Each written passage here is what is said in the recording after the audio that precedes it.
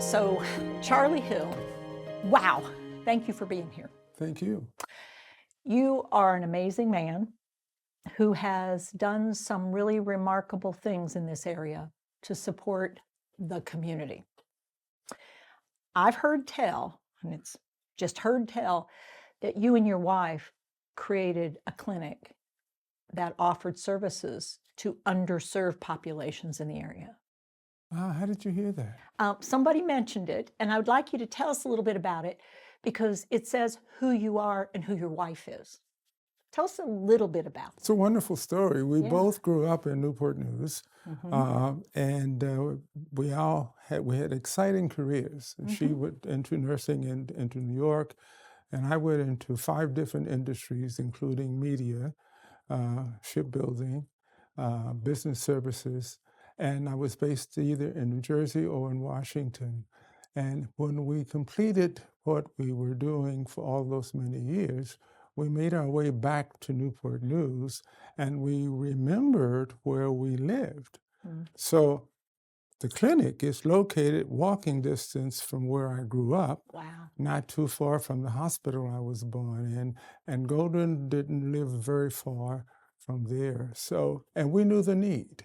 We were fortunate enough to have traveled around the country, oftentimes the world, Yeah. and we were able to learn enough to say, okay, let's try this at home. Now, she and I, this is our second marriage. Okay. Okay, we celebrated our 16th anniversary Oh, my on heavens, New you're Year's Day of newlyweds. this year. New Year's New Day. Year's Day, a new Yeah, life, a a new new start. life, Wow, etc. 16. You guys are 16. just teenagers. Yeah, well, exactly, exactly. However, one of the things that was very important is that we were positioned to do some other things. Yeah. And in addition to the clinic, we are founders of the Hampton Roads Prostate Health Forum, and we provide prostate cancer information, awareness, Screening. education, PSA testing, wow. and digital rectal exams. I don't use screening that much Because there's more to some it. words that are Yeah. getting lost. Yeah. And we provide that for all of Hampton Roads, from Wow. Franklin to Virginia Beach to Williamsburg or even further. Now, was that after you had your bout with prostate cancer, or was it just part of that process? It grew out. I was diagnosed in 2002. Okay. And I was not successful in finding anyone I could talk with. No one in my family would talk and did not own anything about prostate cancer. I only found 3 people, and they were the 3 doctors working on my case. Spent a lot of time learning about this and really the impact of this. I was diagnosed 2 weeks after I buried my first wife. Oh. And so Wow. one of the real issues in our household was 3 daughters were saying, yeah, Mama died, are you going to die too? Okay. And the answer was, no, I'm not going to die. We're going to be around. One thing that I'd like to share with you, which is very important, and it sort of reflects what you spoke about earlier, as a result of her early death, the daughters and I developed a network for communications that continues right now. Each week since 2020, we have a 3-way conference with One another. and we talk about all of the good things that happened since last week. By definition, we don't do bad things for these calls. I say, call me when it's bad, one-on-one. I do better that way. But that's how it evolved. That lifting one another up and acknowledging there are good things that are happening for us at all times. So you're a Renaissance man, clearly. And you are, I mean, not with that. I mean, with that career, you're a Renaissance man. You're always open to new. So with the second love of your life, I'm sure, because you didn't do it lightly the first time. The second love of your life, Golden. Over the last period of time, something shifted. Who noticed some shifting first? I did. You did. I did. And when you did, what was your strategy and approach to doing anything about it? Listening. I didn't have much strategy otherwise, but except listening. Listening and noticing things were different to the point I said, that's not the Golden I married. Okay? Yeah. And what were the first things you noticed? What are your first signals that something was really shifting for her? Forgetfulness. Okay.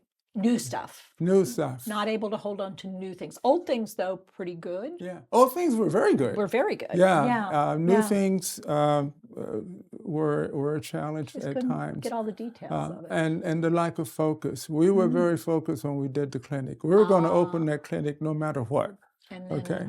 And we were able to be successful at that.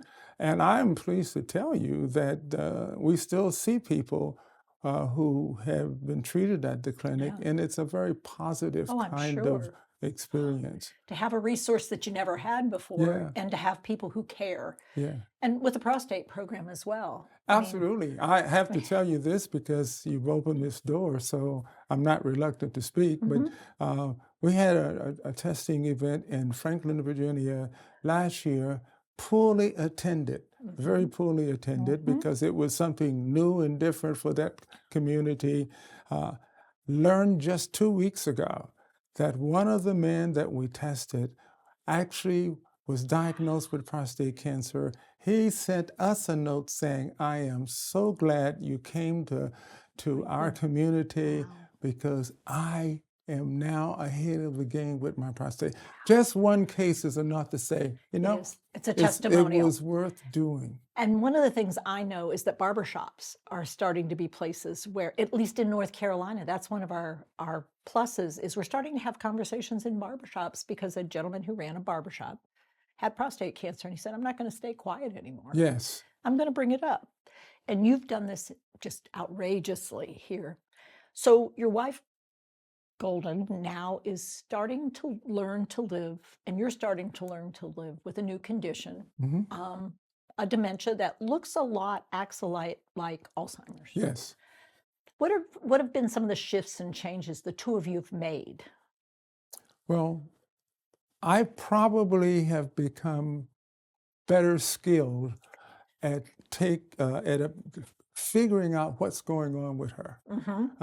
I'll share with you, I came a little bit late because I couldn't leave her today. It was, those signals were one of those clear. days. One of those days, you know what?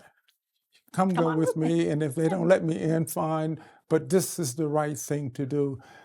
Probably would not have been so focused on that in past. But these are the things that I've learned to pay attention to everything because I don't know what's driving her behaviors. You know that though her stress level goes up, and if you don't address that and say, come on with me, that's going to make the rest of the day and her day harder. Yes. And there's no value in it.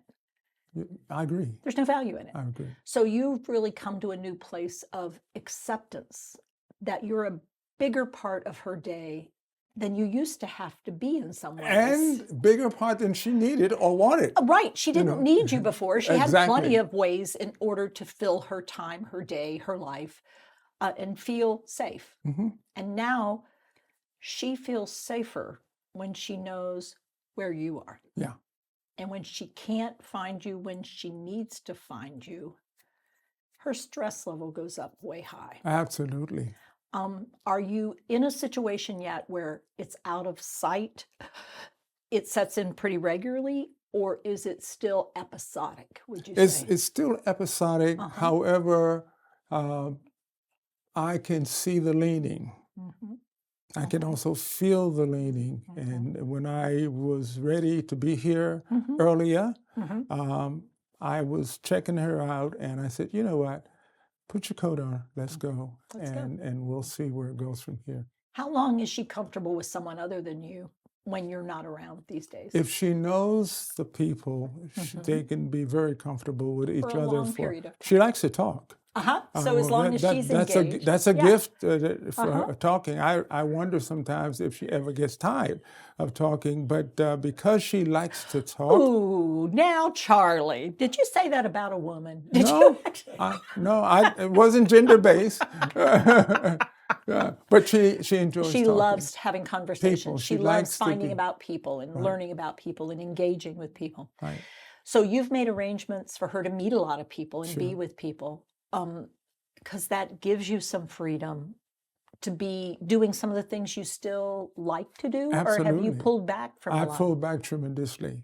Yeah. Much of my time right now is shifted to her on an as-needed basis. Okay. Then I squeeze in the prostate work, and it's getting tougher. Yeah. Because she's needing more and more time. focus. Yeah.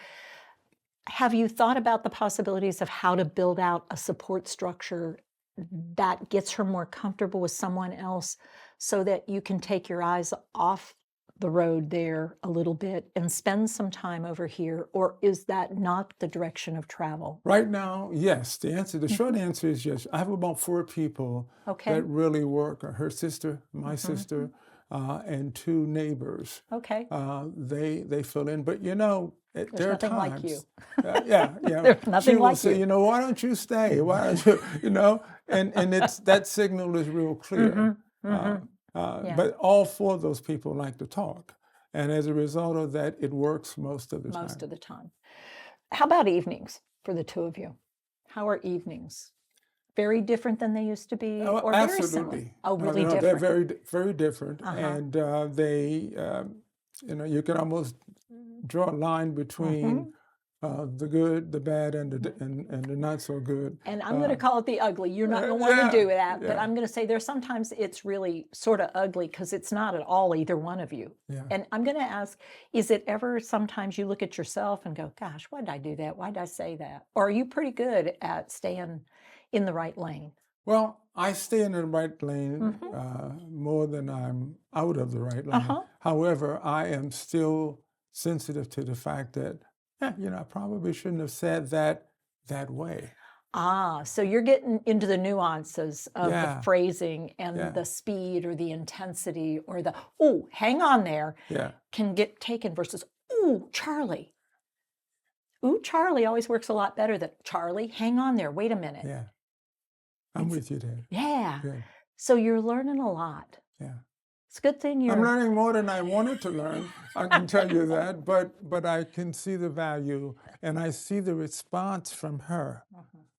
Just today is a great example. When I said, you know what, why don't you put a coat on? Let's come with me. Yeah. She bloomed. Yeah, because you're not leaving me out of my life. Exactly. Yeah. Yeah. She is a pretty remarkable woman, and so are you. If you had one message that you would send out to people who are starting to live with this thing called dementia, whether it's the care partner or the person who's living with, do you have a thought or a message you think is really vital that people get? Probably the first message is learn to listen better. No matter how skilled you were before, learn to listen better. And with that information, whatever you take in, then apply it in ways that you think will be in her best interest.